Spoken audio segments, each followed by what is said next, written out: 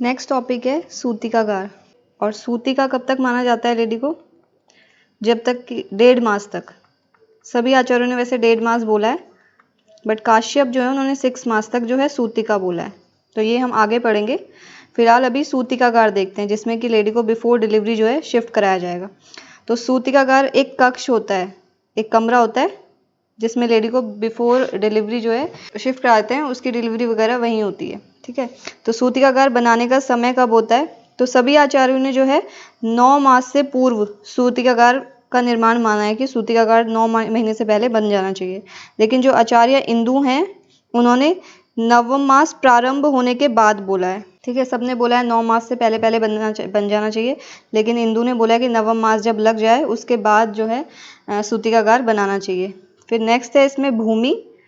भूमि कैसी होनी चाहिए सूतिकागार बनाने के लिए? चरक ने भूमि कैसी बोली है? चरक ने बोली है कि जो भूमि होनी चाहिए वो अस्थि, शर्करा, कपाल, ये सब नहीं होने चाहिए उस भूमि में। अस्थि मतलब अस्थि पता ही है, बोन्स वगैरह, बोन्स के चूरा हो अगर, कपाल मतलब घड़े वड़े टूटे हुए, मिट्टी के टुकड़े, ऐसे चीजें नहीं होनी चाहिए उसमें। ठीक है, और प्रशस्त रूप रस गंध वाली होनी चाहिए। मतलब सुश्रुत ने कैसे बताया? सुश्रुत ने एक तो भूमि का जो है जाति के अकॉर्डिंग डिवीजन किया कि ब्राह्मण, क्षत्रिय, वैश्य और शूद्र के लिए अलग अलग बताया। ब्राह्मण के लिए बोला है श्वेत, ठीक है, क्षत्रिय के लिए बोला है रक्त, वैश्य के लिए बोला है पीत, शूद्र के लिए बोला है कृष्ण। ठीक है, तो ब्राह्मण श्वेत, वाइट जो होता है वो वैसे ही कामनेस का साइन होता है, तो ब्राह्मण के लिए श्वेत। क्षत्रिय जो है वॉर पे जाते हैं तो रक्त से रिलेटेड है, तो रक्त। वैश्य जो है वो पीत, और शूद्र कृष्ण। तो इसको SRPK से याद रख सकते हो, SRPK।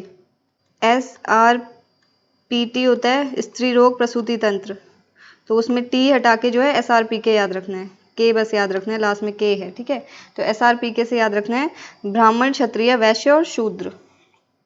फिर है निर्माण के लिए काष्ठ। कौन सी लकड़ी से सूतिकागार का निर्माण करेंगे? चरक का देखते हैं सबसे पहले। चरक ने क्या बोला है इसमें? चरक ने काष्ठ ली है तिंदुक, इंगुद, भल्लातक, वरुण, खदिर। तो कैसे याद रहेगी ये? टिक बीवी, टिक बीवी, बीवी जो है वाइफ वो टिक जाएगी मतलब। ठीक है, टिक बीवी। तो टी से तिंदुक, इंगुद, खदिर, भल्लातक और वरुण। ठीक है, फिर सुश्रुत ने क्या बोला है? सुश्रुत ने बोला है न्यग्रोध, बिल्व, तिंदुक, भल्लातक। ठीक है, तो इसको याद रखने के लिए बटन, एक बटन जी करके भी फॉर्मूला बताया था सुश्रुत में। बटन जी था श्रोणी की अस्थियां याद रखने के लिए, उसमें बटन जो था वाग्भट के लिए, वाग्भट की अस्थियों का था बटन, और बटन जी लगा देंगे तो सुश्रुत में था। लेकिन यहाँ पे सुश्रुत में बटन जो है, और बी में स्क्वायर भी लगा देना ऊपर से, बटन जो है वो सुश्रुत की लकड़ियां हैं सूतिकागार के लिए। तो बी से है बिल्व और भल्लातक, ठीक है, टी से है तिंदुक, और एन से है नेग्रोध। भेल है एक और जिन्होंने लकड़ियां मानी है कि कौन कौन सी लकड़ियां लेनी है, तो उन्होंने बोला है तिंदुक, अश्वत्थ और पलाश की लकड़ी लेने को। तो इसको हम याद रखेंगे भेल का टैप। तो टैप से क्या है? तिंदुक, अश्वत्थ और पलाश। नेक्स्ट देखते हैं प्रमाण। तो 8 हाथ लंबा माना है प्रमाण, और 4 हाथ चौड़ा माना है। ठीक है, तो 8 × 4 सुश्रुत ने माना है ये। नेक्स्ट है द्वार। तो द्वार सभी आचार्यों ने पूर्व या उत्तर दिशा में माना है। तो अप याद रखना है कि द्वार जो है सूतिकागार का अप डायरेक्शन में होता है, तो पूर्व या उत्तर या पूर्व दिशा में। ठीक है, और पी से पश्चिम है या पूर्व, तो अप को उल्टा कर देना, पू बन जाएगा, तो पू से पूरब। ठीक है, सुश्रुत ने लेकिन बोला है पूरब या दक्षिण दिशा की ओर माना है सुश्रुत ने। बाकी सारे आचार्यों ने, चरक ने और अष्टांग ने, सब लोगों ने जो है पूर्व या उत्तर की ओर माना है। सुश्रुत का अगर सुश्रुत का रेफरेंस रख के पूछता है तो पूर्व या दक्षिण की ओर। प्रवेश का समय नेक्स्ट है। ठीक है, चरक और सुश्रुत ने बोला है कि इसमें लेडी जो गर्भिणी स्त्री है उसको नवम मास में जो है 9 मंथ में एंट्री करानी है लेडी की इसमें। तो प्रवेश का समय पूछता है। ठीक है, बाकी अन्य ने कोई स्पष्ट उल्लेख नहीं किया है कि कब, कौन से मास में जो है ले जाना है लेडी को। तो ये है सूतिकागार। ठीक है, इसमें क्या बनना है? बनाने का समय नवम मास से पूर्व बोला है, इंदु ने नवम मास प्रारंभ होने के बाद बोला है। भूमि जो है चरक ने नॉर्मल चीज़ें बताई हैं कि प्रशस्त रूप रस गंध वाली होनी चाहिए, अस्थि, शर्करा, कपाल आदि से अपहृत होनी चाहिए, वो नहीं होनी चाहिए। सुश्रुत ने ब्राह्मण, क्षत्रिय, वैश्य, शूद्र, SRPK बताया है। ठीक है, निर्माण के लिए काष्ठ है इसमें, चरक का टिक बीवी, सुश्रुत का बटन, और भेल का टैब। प्रमाण 8 × 4। ठीक है, द्वार जो है अप, और सुश्रुत के अकॉर्डिंग पूर्व या दक्षिण। प्रवेश का समय जो है नवम मास बताया चरक सुश्रुत ने, बाकी सबने कोई स्पष्ट उल्लेख नहीं किया है। नेक्स्ट आ जाते हैं प्रसव काल। प्रसव, ठीक है, प्रसव में सबसे पहले देखेंगे सामान्य प्रसव काल। तो सामान्य प्रसव काल कितना कितना माना है? चरक ने माना है 9-10 मास, ठीक है, 9वें या 10वें मास में। सुश्रुत ने, अष्टांग संग्रह ने, अष्टांग हृदय ने, भाव प्रकाश ने और योग रत्नाकर ने, मतलब मोस्टली सभी ने, जितने भी आचार्यों का पूछा जाता है वो, उन्होंने 9, 10, 11, 12 ये 4 मास बताए हैं, ठीक है। सामान्य प्रसव का काल जो है 9 में हो सकता है, 10 में हो सकता है, 11, 12। काश्यप ने जो है 10 मास बोला है, तो आपको याद रखना है चरक ने 9, 10 बोला है, काश्यप ने 10 बोला है और बाकी सब ने 9, 10, 11, 12 बोला है। नेक्स्ट है प्रसव प्रारंभ के कारण क्या होते हैं। तो इसमें सुश्रुत ने क्या बोला है? सुश्रुत ने बोला एक तो काल के परिणाम से हो जाता है प्रसव प्रारंभ, ठीक है, मतलब जो लेबर इंड्यूस होता है वो काल के प्रभाव परिणाम से हो जाता है, स्वभाव से होता है, या फिर नाड़ी विबंधन के मुक्त होने की वजह से हो जाता है, ठीक है। सुश्रुत ने इसमें एग्जाम्पल दिया कि जैसे फल जो है अपने वृंत से हट जाता है पकने के बाद, उसी तरह जो है ये भी गर्भ जो है वो नाड़ी विबंधन से मुक्त होकर नीचे की ओर प्रवृत्त हो जाता है। फिर इसके बाद हारीत है, हारीत ने बोला है कि गर्भ का गर्भाशयवास से वैराग्य हो जाता है तो प्रसव प्रारंभ हो जाता है। भेल ने बोला है कि रस के द्वारा पोषण होकर जब जो गर्भ होता है वो संपूर्ण गात्र का हो जाता है, मतलब उसका पोषण होता रहता है गर्भाशय के अंदर, तो जब वो संपूर्ण गात्र का बन जाता है तो उसकी वजह से प्रसव प्रारंभ हो जाता है। नेक्स्ट है प्रसव के समय गर्भाशयांतर गर्भ स्थिति। प्रसव के समय जो है गर्भाशय के अंदर गर्भ की क्या स्थिति होती है? तो चरक ने और अष्टांग संग्रह ने इसमें क्या बताया कि परिवृत्य आवाक शिरा, ये एज इट इज टर्म याद रखनी है, परिवृत्य आवाक शिरा बोला है चरक ने भी और अष्टांग संग्रह ने भी। मतलब परिवृत्य मतलब घूमकर और आवाक शिरा मतलब अधोमुख, मतलब मुख को नीचे की तरफ करके, अवनत सिर जिसे कहेंगे। तो मुख घूमकर और मुंह अपने सर को जो है नीचे की तरफ योनि की तरफ करके तब जो है प्रसव के समय गर्भ की जो डायरेक्शन होती है वो ये होती है। सुश्रुत ने बोला है कि सिर के द्वारा, ठीक है, सिर के द्वारा जो है वो योनि मार्ग की तरफ प्रवृत्त होता है गर्भ, ठीक है। और इंदु ने बोला है कि प्रसव के समय आवाक सिरा और अधोमुख, इन्होंने भी बोला है कि नीचे की तरफ करके और नीचे की तरफ मुंह करके और सर करके जो है। और लेकिन उन्होंने एक चीज़ और बोली, नाभि अभिमुख, मतलब पहले वो पृष्ठ अभिमुख होता है, मतलब माता के पृष्ठ की तरफ उसका मुंह होता है, लेकिन उसके जब प्रसव का समय प्रारंभ होता है तो वो नाभि अभिमुख हो जाता है, मतलब माता की नाभि की तरफ उसका मुख हो जाता है। तो नाभि अभिमुख, आवाक सिरा और अधोमुख, ये 3 टर्म जो है इंदु ने बोले हैं, चरक और अष्टांग संग्रह ने परिवृत्य आवाक सिरा, और सुश्रुत ने सिर के द्वारा मतलब सिर को नीचे करके। नेक्स्ट है प्रजायनी। तो इसमें प्रजायनी के क्या लक्षण है? प्रजायनी मतलब लेबर से पहले की स्टेज, प्री लेबर स्टेज जो बोलेंगे, और या फिर फर्स्ट स्टेज ऑफ लेबर से भी इसे, फर्स्ट स्टेज ऑफ लेबर की स्टार्टिंग की जो फेज है उसको इससे कोरिलेट कर सकते हैं। तो इसमें क्या बताया है, प्रजायनी के लक्षण क्या बताए हैं उन्होंने? आचार्य सुश्रुत का देखते हैं सबसे पहले। आचार्य सुश्रुत ने बताया कि शिथिल कुक्षी, मतलब कुक्षी जो है वो शिथिल हो जाएगी, हृदय बंधन से मुक्त हो जाएगा, ठीक है, जो हैवीनेस रहती है उसे चेस्ट में वो उससे रिलीफ हो जाएगा, ठीक है। और सशूल जगने नारी, मतलब कि जगन में, थाइज में जो है उसके पेन होने लगेगा। तो ये 3 बहुत इंपॉर्टेंट लक्षण है, शिथिल कुक्षे, मुक्ते हृदय बंधन और सशूल जगने नारी, ये 3 लर्न होने चाहिए। इसमें पूछता है प्रजायनी के लक्षण हैं, उपस्थित प्रसवा के लक्षण हैं, आसन्न प्रसवा के लक्षण हैं, ठीक है। इसको भाव प्रकाश ने, ये जो प्रजायनी वाली स्टेज है इसको बोला है प्रसव उत्सुका।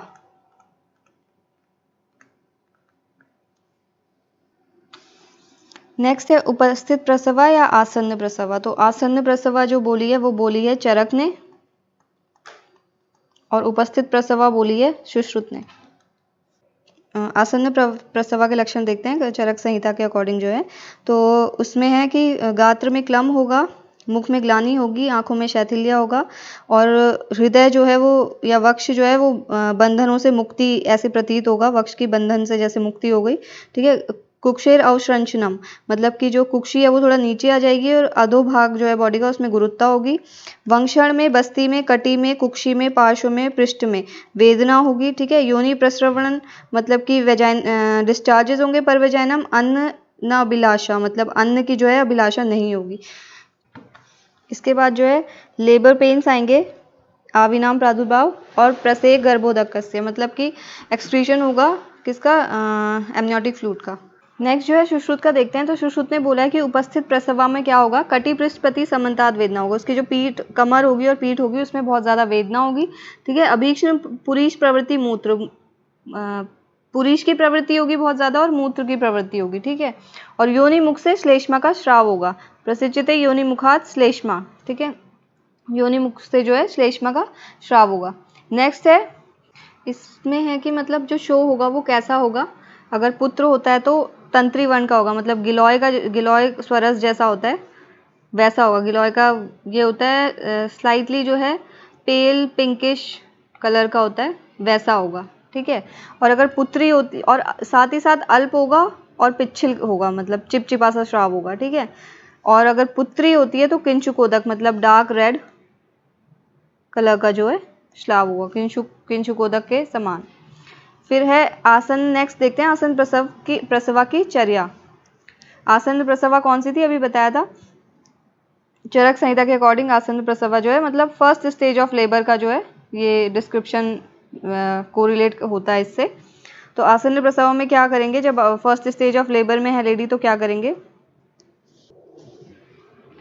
चरक ने क्या बोला है आसन्न प्रसवा के लिए कि जब उसे लेबर पेन स्टार्ट हो जाए, ठीक है, तो क्या करना है, फर्स्ट स्टेज ऑफ लेबर में उसको भूमि पर जो है मृदु बिस्तर बिछाकर जो है उस पर लिटाना है। ठीक है। भूमि पर ही उसका मृदु बिस्तर बिछाना है, बाकी ज़्यादा कुछ बोला नहीं है। सुश्रुत ने बोला है कि उसके हाथ में जो है पुन्नाम फल हंसता, ये इंपॉर्टेंट है कि उसके हाथ में जो है पुरुषवाचक नाम के जो फल हैं वैसे फल जो है उसके हाथ में रखने हैं। यवागु आकंठात, मतलब कि जो है उसको यवागु पान कराना है, कंठ तक मतलब कि पेट भर के बिल्कुल। ठीक है। और उपधान युक्त मृदु बिस्तर के लिए बोला है, मतलब कि उपधान मतलब तकिया, तकिया से युक्त जो है मृदु बिस्तर उसका होना चाहिए। अष्टांग हृदय ने क्या बोला है, अष्टांग हृदय ने बोला है कि उसको घृत युक्त पेया पिलानी है। ठीक है। और भूमि स्थित मृदु आस्तरण जो कि चरक ने बोला है वो वैसे ही बोला है। ठीक है। अष्टांग संग्रह ने क्या डिफरेंट बोला है, अष्टांग संग्रह ने बोला है कि रक्त वृषभ के जो चर्म है उससे आच्छादित मृदु बिस्तर पर लेटाना है। तो बाकी जैसे मृदु आस्तरण बोला, सुश्रुत ने उपधान युक्त मृदु बिस्तर बोला और अष्टांग संग्रह ने रक्त वृषभ के चर्म से आच्छादित मृदु बिस्तर पे लेटाने को बोला है। सूंघने के लिए जो है इन्होंने कुष्ठ, एला, लांगली, वचा, चव्य, चित्रक, चिलविल, इन प्लांट्स को जो है सूंघने के लिए देना उसे। फिर इसके अलावा इंदु ने क्या डिफरेंस बोला, एक अष्टांग संग्रह ने और कौतुक मंगल बोला, एक टर्म यूज किया इसमें, मतलब जो मंत्र गाते हैं उसके लिए कौतुक मंगल वर्ड यूज किया है कि कौतुक मंगल गाना है उसके सामने, मतलब कि ये मंत्र बोलने हैं। ठीक है। इंदु ने बोला है कि इसे भूज पत्र आदि सूखने के लिए देना है। सूखने के लिए क्या देना है, इंदु ने बोला है भूज पत्र आदि। भूज पत्र आदि किसने बोला है, इंदु ने बोला है, और बाकी एला, कुष्ठ, वचा, लांगली ये बोला है अष्टांग संग्रह ने। नेक्स्ट है अकाल में प्रवाहन, मतलब कि जब कॉन्ट्रैक्शन नहीं आ रहा है उस समय प्रवाहन अगर करती है लेडी, या फिर फुल डायलेटेशन ऑफ सर्विक्स से पहले प्रवाहन करती है, जब नहीं करना है प्रवाहन तो उसमें क्या जो है एबनॉर्मेलिटी हो जाती है। तो चरक का देखते हैं। सबसे पहले चरक ने बोला है श्वास का शोष और प्लीहा जो है ये हो जाता है। ठीक है। बच्चे को। सुश्रुत ने बोला है कि बधिर हो जाएगा, बहरा हो जाएगा, मूक हो जाएगा, व्यस्त हनु हो जाएगा। ठीक है। ऊर्ध्व अभिघाती, श्वास का शोष, विकट संतान होगी। ठीक है। अष्टांग संग्रह ने बोला है श्वास का शोष और कुब्जी। तो श्वास का शोष तो सबने बोला है। ठीक है। चरक ने, सुश्रुत ने, अष्टांग ने, चरक ने प्लीहा एक अलग से बोला है। सुश्रुत ने बधिर, मूक, व्यस्त हनु। व्यस्त हनु मतलब होता है हनु संधि का टूट जाना। ऊर्ध्व अभिघाती मतलब होता है ऊर्ध्व जत्रुगत रोगों से ग्रसित होगा वो बच्चा, उससे उसको सारे वो वाले रोग होंगे। ठीक है। तो ये सब इसमें इंपॉर्टेंट है। व्यस्त हनु देखना, अकाल में प्रवाहन से गर्भ में बोला है व्यस्त हनु, और ऊर्ध्व अभिघाती सुश्रुत ने। ठीक है। अष्टांग संग्रह ने बोला है श्वास का शोष और कुब्ज। ठीक है। एक चीज इसमें रह गई, आसन्न प्रसवा चर्या में जो आसन्न प्रसवा लेडी है उसको उष्णोदक से स्नान बोला है। ये याद रखना, स्नान उसमें किससे करेगा, ऑप्शन आता है शीतोदक, उष्णोदक, तो उष्णोदक से स्नान के लिए बोला है। नेक्स्ट है गर्भ संग। गर्भ संघ क्या होता है कि मतलब जब गर्भ रुक गया है, आगे नहीं बढ़ रहा है, ठीक है, प्रसव के टाइम पे, तो उसे बोलेंगे गर्भ संघ। तो गर्भ संघ में क्या करेंगे ट्रीटमेंट? गर्भ संघ में क्या करेंगे कि सबसे पहले तो धूपन करेंगे, ठीक है, सुश्रुत के अकॉर्डिंग इसका देखा जाए तो धूपन करेंगे कृष्ण सर्प की निर्मोक से, ठीक है, और इसमें बंधन करेंगे हिरण्यपुष्पी मूल का, हाथ पैर में, ठीक है, और धारण करेंगे सुवर्चला और विशल्य का, ठीक है। तो धूपन करेंगे, बंधन करेंगे और धारण करेंगे। धूपन किसका करेंगे? कृष्ण सर्प की केचुली या कृष्ण सर्प निर्मोक का। बंधन करेंगे हिरण्यपुष्पी के मूल का और धारण करेंगे सुवर्चला और विशल्य का, ठीक है। योग रत्नाकर ने भी सुश्रुत के जैसा ही बताया, ठीक है, सुश्रुत ने ये बताया है, सुश्रुत के अकॉर्डिंग ही योग रत्नाकर ने ही बताया, लेकिन योग रत्नाकर ने एक और चीज बताई कि जल को जो है पान करना है और 7 बार उसे च्यवन मंत्र से अभिमंत्रित करके जो है जल का पान करना है, उस जल का पान करना है। और एक और इन्होंने बोला उभय त्रिंशक यंत्र जो है दिखाना है। अगर गर्भशंक होता है तो उभय त्रिंशक यंत्र का जो वर्णन जो है इसमें गर्भ संघ में जो है योग रत्नाकर ने बोला है। एक और चीज उन्होंने बोला है कि हिम दक्षिण पार्श्व की जो स्थित सुरसा नामक यक्षिणी होती है उसके नुपुर मतलब घुंघरू की आवाज सुनकर जो है गर्भ जो है प्रवृत्त हो जाता है। एक और बताया कि कृष्ण प्लस वचा प्लस जल प्लस एरंड का तेल का नाभि में लेप करने से जो है गर्भसंग सही हो जाता है। तो ये सब जो है योग रत्नाकर ने बताए। योग रत्नाकर के अकॉर्डिंग क्या क्या है? जल को 7 बार च्यवन मंत्र से अभिवर्तित करके उभय त्रिंशक यंत्र दिखाना, ठीक है, सुरसा नामक यक्षिणी वाला, ठीक है, और नाभि पे लेप लगाने को बोला है कृष्णा वचा जल और एरंड का। नेक्स्ट है भाव प्रकाश। नेक्स्ट है भाव प्रकाश ने बोला है कि योग रत्नाकर के जैसे ही बोला है, योग रत्नाकर ने जो बोला है वो तो बोला ही भाव प्रकाश ने, लेकिन उन्होंने एक चीज अलग से बोली है, करण की भूत गोमूर्धा जो है वो सूतिका ग्रह के ऊपर स्थापित करना है। मतलब कि जिसमें अष्टि भाग शेष हो, मतलब कि गाय का जो है पूरा सर जो है वो काट के सूतिका ग्रह के ऊपर स्थापित करना है। तो ये बोला है भाव प्रकाश ने। जो योग रत्नाकर ने बोला है वही सब भाव प्रकाश ने भी बोला है। तो अगर कभी ऑप्शन में दोनों ही रहे तो दोनों ही लग जाएंगे, ठीक है। और सुश्रुत वाला जो है वो भी योग रत्नाकर और भाव प्रकाश दोनों ने बोला है। तो ऊपर के सारे सुश्रुत के अकॉर्डिंग भी हो जाएंगे, योग रत्नाकर के भी मतलब सुश्रुत के अलग से हैं, योग रत्नाकर के फिर सुश्रुत की तरह हैं, प्लस उसने अपने अलग बोले हैं, और भाव प्रकाश ने योग रत्नाकर की तरह ही बोला है, प्लस एक चीज और अलग बोली है, कर्ण की भूत गोमूर्धा। कर्ण की भूत गोमूर्धा किसने बोली है? भाव प्रकाश। नेक्स्ट है अपरा संघ। अगर रिटेन प्लेसेंटा रह जाए, मतलब प्लेसेंटा जो है ऊपर ही रह जाए, तो उसका क्या उपद्रव होता है? तो चरक ने बताया है वात मूत्र पुरीश संग हो जाएगा, ठीक है ना। वात फ्लैटस नहीं पास होगा, मूत्र नहीं पास होगा, और पुरीश का भी संग हो जाएगा। सुश्रुत ने बोला है आना और आधमान। अपरा संघ की चिकित्सा नेक्स्ट आती है। तो सुश्रुत ने क्या बोली है अपरा संघ की चिकित्सा? टोटल 8 बताएं सुश्रुत ने। सुश्रुत ने जो बताएं वो टोटल 8 बताएं कि कैसे कैसे 8 क्या क्या मेथड हैं जिनसे हम ये करेंगे, अपरा संघ की चिकित्सा करेंगे। तो सबसे पहले तो स्पर्श कराने को बोला है, ठीक है। केश वेष्टित अंगुलियां कंठ में जो है बालों से बालों को अंगुली में लपेटकर और उस अंगुली को जो है कंठ पे स्पर्श कराना है। तो एक तो ये स्पर्श के लिए बोला है, फिर दूसरा बोला है धूपन के लिए। धूपन किससे कराना है? योनि में कटुका लाबू, कृतवेधन, सर्षप और सर्प निर्मोक, सर्प की जो वो होती है चर्म होती है उससे, ठीक है। इन सबको कटु तेल में मिला के जो है योनि मुख का धूपन कराना है। फिर उन्होंने बोला है लेपन। लेपन किससे कराना है? लांगली मूल कल्क का पानीपाद में, मतलब हाथ पैरों में जो है लांगली मूल कल्क का जो है लेपन करना है। फिर उन्होंने बोला है अनुसेचन करने को। एक है अनुसेचन। अनुसेचन किसका करना है? महावृक्ष के शीर का। महावृक्ष के शीर का जो है मूर्धा मतलब सिर में जो है उसके शीर का अनुसेचन करना है, उसको डालना है महावृक्ष के शीर को, ठीक है। नेक्स्ट जो बताया इन्होंने पान करने को बोला है। पान किसका करना है? या तो शाल मूल कल्क और पीपल आदि गण की जो औषधियां हैं उनको मध्य के साथ पान करना है, या फिर कुष्ठ लांगली मूल कल्क है उसको मध्य मूत्र के साथ जो है मध्य के साथ या मूत्र के साथ, कुष्ठ और लांगली मूल के कल्क को मध्य के साथ या मूत्र के साथ पान करना है, ठीक है। तो पान करने के लिए 2 बोली है, एक कुष्ठ लांगली मूल कल्क और एक शाल मूल कल्क और पिपल्यादि कल्क। तो टोटल 4 हैं ये, कुष्ठ लांगली कल्क, शाल मूल कल्क और पिपल्यादि कल्क। तो मध्य के साथ या मूत्र के साथ। शाल मूल कल्क और पिपल्यादि कल्क जो है सिर्फ मध्य के साथ है। फिर उसके बाद है आस्थापन बस्ती। आस्थापन बस्ती जो देनी है वो देनी है सिद्धार्थक, कुष्ठ, लांगली, महावृक्ष और महावृक्ष शीर जो है ये सब जो है शूरामंड के साथ मिलाकर जो है आस्थापन बस्ती देनी है। और इसी से सिद्ध तेल से जो है क्या देनी है नेक्स्ट, उत्तर बस्ती। उत्तर बस्ती, ठीक है।